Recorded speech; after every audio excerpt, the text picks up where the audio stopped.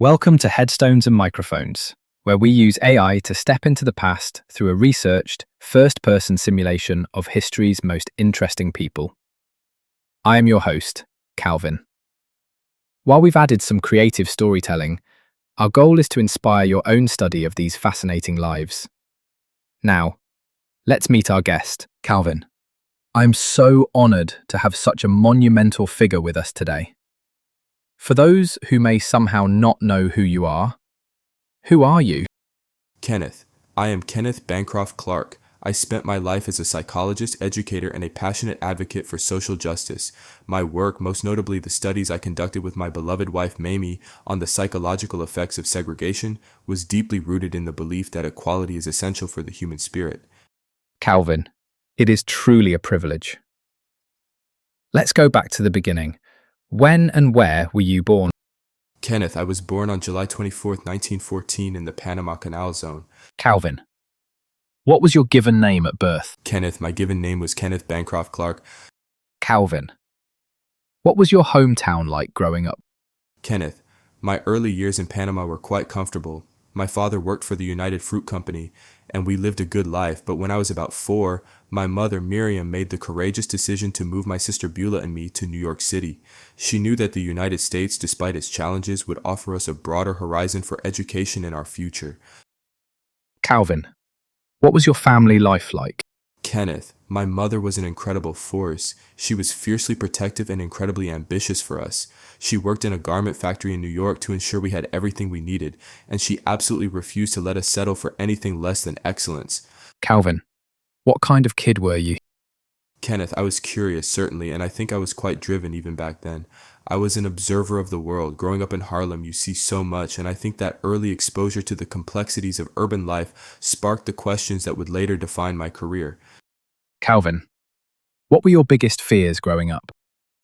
Kenneth, I think the greatest fear was the subtle, and sometimes not so subtle, pressure to lower one's expectations. I remember in high school, I was steered toward vocational training rather than the college track.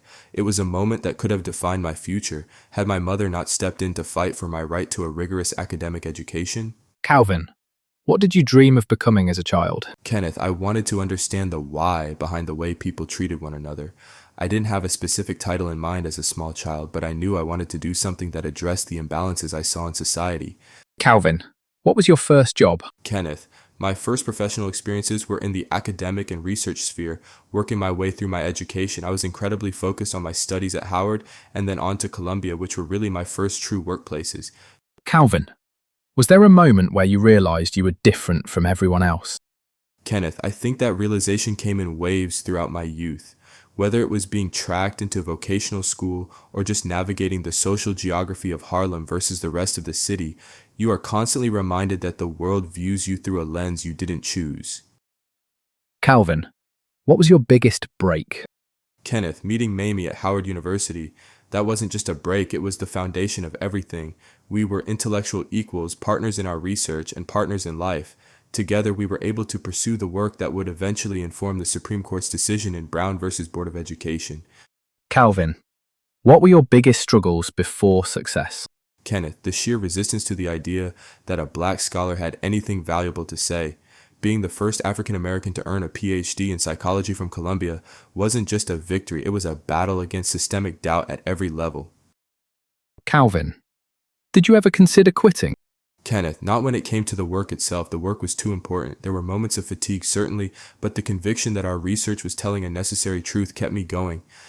Calvin, what job would you have had if fame never happened? Kenneth, I suspect I would have always been a teacher. I had a profound respect for the transformative power of education, and that would have found an outlet, fame or no fame. Calvin, what was your life like before fame? Kenneth, it was intense, focused, and deeply scholarly. We spent a lot of time in libraries and clinics and in intense debate with our colleagues. It was the life of people who were trying to map out a better future. Calvin, how did relationships change after success? Kenneth, success tends to turn you into a representative, whether you want it to or not. People began to expect me to have the answer to every question about race in America. It changes the dynamic of your private life when you are constantly in the public eye. Calvin, Did fame bring happiness? Kenneth, it brought a sense of accomplishment, but happiness is found in the work itself and in the quiet moments with family. Fame is a fickle thing. It doesn't give you much warmth at the end of the day. Calvin, what was the downside of becoming famous? Kenneth, the loss of privacy and the misconception that being well known means you are untouchable or that you have all the answers. The burden of representation is heavy. Calvin, what was your darkest moment? Kenneth, witnessing the slow, grinding pace of progress, seeing how many children were still being marginalized despite the legal victories we helped achieve, was always a source of deep, private frustration. Calvin, tell me about a time when everything went wrong, and how did you handle it? Kenneth, I often faced scenarios where research I presented was met with hostility or skepticism from those who didn't want to hear it. I handled it by returning to the data. I believed that if you provided rigorous, undeniable evidence, eventually the truth would be impossible to ignore. Calvin, did fame and fortune change your life? Kenneth, my life was defined by my mission. I was an incorrigible integrationist, and that mission stayed the same, regardless of how many people knew my name. Calvin, who had the biggest influence on your life? Kenneth, my mother, without question. She taught me to demand respect for my intellect and to never accept a limited vision of what I could become. And of course, Mamie, her brilliance was my constant companion. Calvin, what was life like in your final years? Kenneth, they were years of reflection but also continued engagement.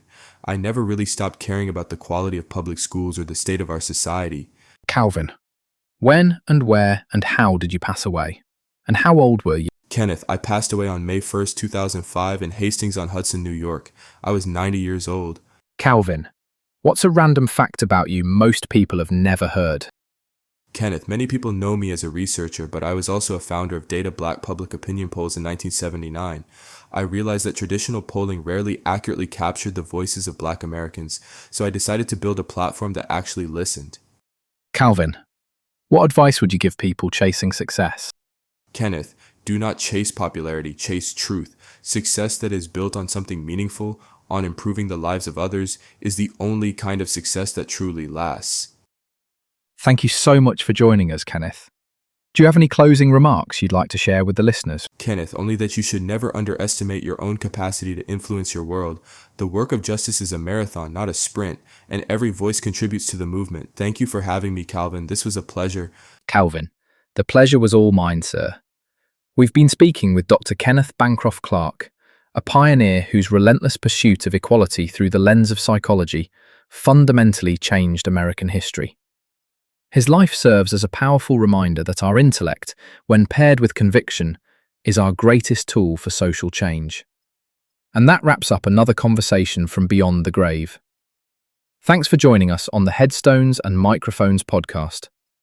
Remember, legends may die, but their stories never do. Please help spread the word by sharing and following the pod.